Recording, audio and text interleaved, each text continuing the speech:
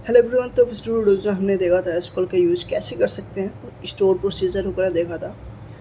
इस वीडियो में हम जानेंगे ऑटो जनरेटेड कॉलम हम कैसे बना सकते हैं। जैसे आप आइडेंटिटी का यूज़ कर सकते हो, ठीक वैसे ही आपके पास एक टेबल है एम्प्लॉय डिटेल के नाम से। उसमें आपको क्या करना है, बहुत से जगह पे देखा होगा आपने कि हमारे कॉलम में जो आईडी होता है ना, वो ऑटो जनरेटेड होता है। एम्प्लॉय का अगर आप टेबल बनाते हो तो एम्प्लॉय का जो आईडी है EMP1001, EMP1002, EMP1003, ऐसे करके आप ऐड कर सकते हो, जिसका यूज़ हम करने वाले हैं। तो आज हम चेक करेंगे और मैं आपको बताऊंगा कि कैसे सर्च करोगे आप इंटरनेट पे, तो आपको कैसे मिल जाएगा और आप वहाँ से क्वेरी को उठा के कॉपी पेस्ट कर सकते हो। ठीक है, तो सबसे पहले हम क्या करेंगे, टेबल क्रिएट करने के लिए हम क्या करते हैं, क्वेरी लिखते हैं। तो टेबल क्रिएट करने के लिए हम क्या लिखते हैं, create table, table name, ID को मैंने क्या किया, आइडेंटिटी बना दिया, EMP आईडी जो होगा वो मेरा ऑटो जनरेटेड होगा। फिलहाल के लिए मैंने एन वेरकर ले लिया है 20 डिजिट, ठीक है। और एम्प्लॉय नेम हो जाएगा, एम्प्लॉय नेम हम कर लेते हैं 50 करेक्टर का। और उसके बाद हम ईमेल ले लेंगे और DOB ले लेंगे, ठीक है। और इसमें मैं क्या करूँगा, अभी मैं इंटरनेट पे सर्च करूँगा इसको लिखने के बाद।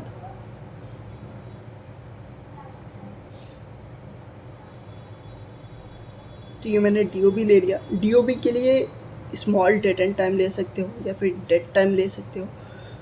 डेट टाइम मल्टीपल तरीके के होते हैं। एक तो जो होता है वो, उससे पहले हम देख लेते हैं ये सर्चिंग का, ठीक है।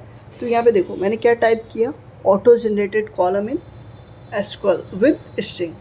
तो अब इस पर देखो मल्टीपल मैंने पहले से ही ओपन कर रखा है URL को, और 2-3 URL को मैं ओपन करूँगा। ओपन करने के बाद यहाँ पे देखो पहले वाले URL में ही हमें क्या हुआ, मिल गया कि भाई देखो इस क्वेरी का यूज़ करोगे ना आप तो ऐसे काम करेगा। तो हम क्या करते हैं, यहाँ पे देखो इसने क्या कर रखा है, ऑटो जनरेटेड कॉलम क्रिएट कर रखा है। तो हम इस क्वेरी को कॉपी करेंगे और कॉपी करने के बाद हम क्या करेंगे, ऐड कर देंगे अपने एसक्यूएल में। तो इसको मैंने क्या किया, कॉपी किया, ठीक है। कॉपी करने के लिए Ctrl+C, और यहाँ में हम क्या करेंगे, Ctrl+V कर देंगे। जैसा कि मैंने आपको बताया था, फिलहाल के लिए मैंने लिया था इसको केवल एनवेरकर को। और ये जो मेरा आईडी है ऑटो जनरेटेड कॉलम, इसको मैंने क्या किया, ऐड कर दिया। अब ये क्या करेगा, जब भी कोई नया वैल्यू इंसर्ट होगा 1001, तो ये क्या करेगा, यहाँ पे ऐड कर देगा। और मुझे क्या करना है, एम्प्लॉय के लिए बना रहा हूँ, तो एम्प्लॉय का आईडी जो है किससे स्टार्ट होना चाहिए, EMP से, ठीक है। तो मैंने क्या किया, EMP ऐड कर दिया, यानी कोऑर्डिनेट कर दिया। इतना करने के बाद हमारा जो टेबल है वो क्रिएट हो गया है। अब हमें क्या करना है, डाटा इंसर्ट करना है। तो डाटा इंसर्ट करने के लिए आपको पता ही होगा, इंसर्ट इनटू टेबल नेम। और हमें क्या करना है, 3 ही कॉलम में डाटा ऐड करना है, एक EMP नेम, ईमेल और DOB। इन केवल तीनों कॉलम में डाटा ऐड करेंगे और 2 जो हमारा कॉलम है उसमें ऑटो जनरेटेड रिकॉर्ड आ जाए, ठीक है। तो यहाँ पे मैंने क्या किया, इंसर्ट इनटू, और इसके नीचे मैं क्या लिखूँगा, वैल्यूज। और इसके अंदर मेरा नाम साहिल है, तो मैं यहाँ पे लिखूँगा साहिल। साहिल लिखने के बाद यहाँ पे अब हमें क्या करना है, ईमेल आईडी डालना है। तो ईमेल आईडी भी डाल देता हूँ मैं, ठीक है। तो यहाँ पे मैंने क्या किया, sahil@gmail.com कर दिया। और यहाँ पे मैंने दे दिया गेट डेट, ठीक है। गेट डेट एक फंक्शन है जो करंट डेट एंड टाइम निकाल कर देता है हमें एसक्यूएल में। और इसको मैंने क्या किया, एग्जीक्यूट किया। एग्जीक्यूट करने के बाद हमारे पास मैसेज आया 1 रो इफेक्टेड, यानी जो हमारा रिकॉर्ड है वो इंसर्ट हो गया है। तो अब हम क्या करेंगे, इस टेबल पे सिलेक्ट स्टेटमेंट चलाएंगे, सेलेक्ट स्टार फ्रॉम टेबल। तो एम्प्लॉय डिटेल वाला जो हमारा टेबल है इस पर मैंने सेलेक्ट स्टेटमेंट चलाया। सेलेक्ट स्टेटमेंट चलाने के बाद ये क्या हुआ, देखो अभी क्या हुआ, 100 से स्टार्ट हुआ है, क्योंकि मैंने क्या दे रखा है, जो मेरा आइडेंटिटी कॉलम है वहाँ पे मैंने दे रखा है 100 से स्टार्ट होगा कोई भी वैल्यू, ठीक है। तो ये क्या हुआ, अभी 100 ही स्टार्ट किया।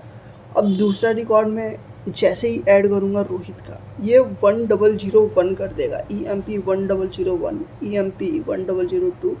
तो ऐसे करके हम मल्टीपल रिकॉर्ड को ऐड कर सकते हैं, ठीक हो, जिसके वजह से आपको फंक्शन भी नहीं बनाने पड़ेंगे, क्योंकि बहुत से लोग होते हैं जो फंक्शन बनाते हैं इस ऑटो जनरेटेड कॉलम के लिए। अगर ऑलरेडी आपके पास टेबल बना हुआ है फिर तो आप ऐड कर सकते हो, फंक्शन बना सकते हो, ठीक है, अगर रिकॉर्ड पड़ा हुआ है तो। नहीं तो आप ऐसे यूज़ कर सकते हो ऑटो जनरेटेड कॉलम के लिए, ठीक है। तो यहाँ पे देखो एक और रिकॉर्ड मैंने ऐड कर दिया, यानी मैंने टोटल 3 रिकॉर्ड ऐड कर दिया, और तीनों के आईडी देखो, तीनों के आईडी क्या है, अलग अलग है।